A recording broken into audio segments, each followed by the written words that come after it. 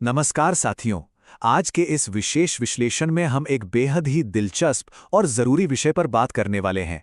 जो भी साथी सीटीईटी, सीजीटीईटी या किसी भी शिक्षक भर्ती परीक्षा की तैयारी कर रहे हैं, उनके लिए यह अध्ययन मार्गदर्शिका बहुत काम की होने वाली है।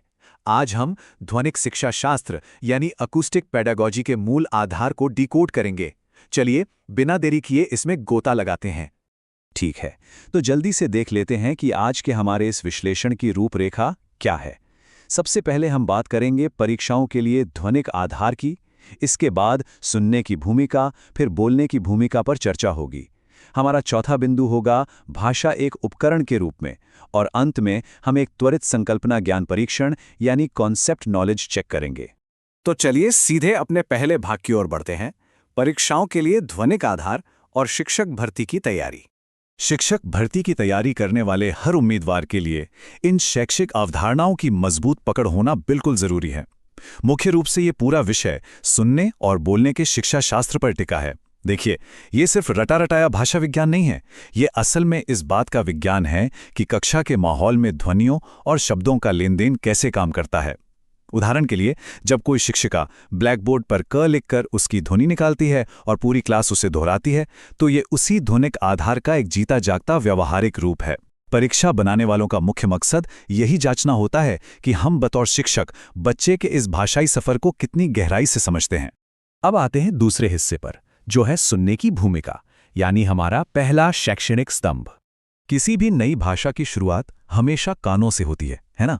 सुनने की भूमिका पूरी तरह से बच्चे की श्रवण ग्रहण क्षमता यानी चीजों को सुनकर समझने की ताकत को विकसित करने पर केंद्रित है।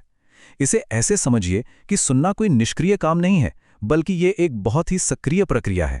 जब हम कक्षा में कोई कहानी सुनाते हैं या बच्चों के साथ साइमन सेज जैसा कोई मजेदार खेल खेलते हैं, तो बच्चे सिर्फ आवाजें नहीं सुन रहे होते, वे ध्वनियों, उनके अर्थों और पूरे वाक्यों को एक स्पंज की तरह अपने अंदर सोख रहे होते हैं।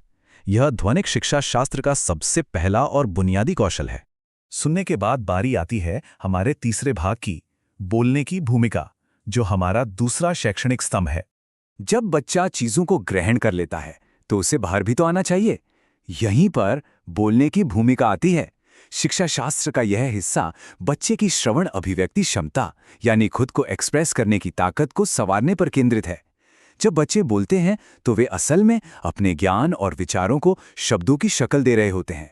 कक्षा में कविता पाठ करवाना, छोटे समूहों में चर्चा करना या फिर कोई रोल प्ले गतिविधि करवाना, ये सब बच्चों की इस अभिव्यक्ति को निखारने के शानदार तरीके हैं।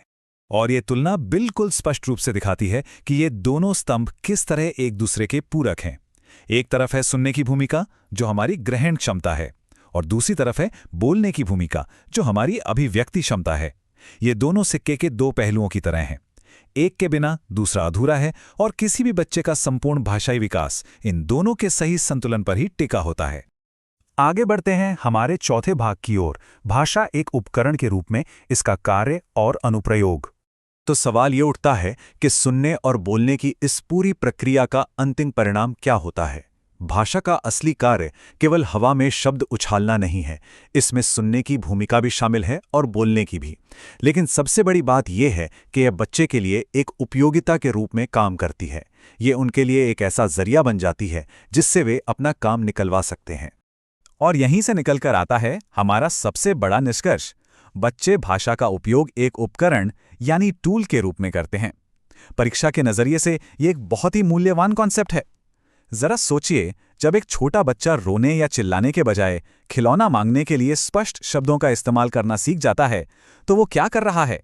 वो भाषा को अपनी जरूरत पूरी करने और समाज से जुड़ने के सबसे बड़े औजार के रूप में इस्तेमाल कर रहा है। और अब समय है हमारे पांचवें और अंतिम भाग का, संकल्पना ज्ञान परीक्षण। ये परीक्षा के माहौल की एक त्वरित समीक्षा है। चलिए अपनी याददाश्त को परखते हैं। किन विशिष्ट शिक्षक भर्ती परीक्षाओं में इस ध्वनिक शिक्षा शास्त्र के ज्ञान की आवश्यकता होती है? बिल्कुल सही, सीटीईटी, सीजीटीईटी और लगभग सभी शिक्षक भर्ती परीक्षाओं में ये विषय हर उस परीक्षा की जान है जहां शिक्षकों का चयन होता है। अब दूसरा सवाल, आधारभूत शिक्षा शास्त्र के अनुसार ध्वनिकी की दो प्राथमिक भूमिकाएं क्या हैं? जरा उन दो स्तंभों को याद कीजिए जिनकी हमने अभी विस्तार से चर्चा की थी। एकदम सटीक, सुनने की भूमिका और बोलने की भूमिका। ये एक ऐसा कॉन्सेप्ट है जो हर भावी शिक्षक के दिमाग में बिल्कुल छपा होना चाहिए। और अब हमारा आखिरी समीक्षा प्रश्न, जो इस पूरे विश्लेषण का निचोड़ भी है।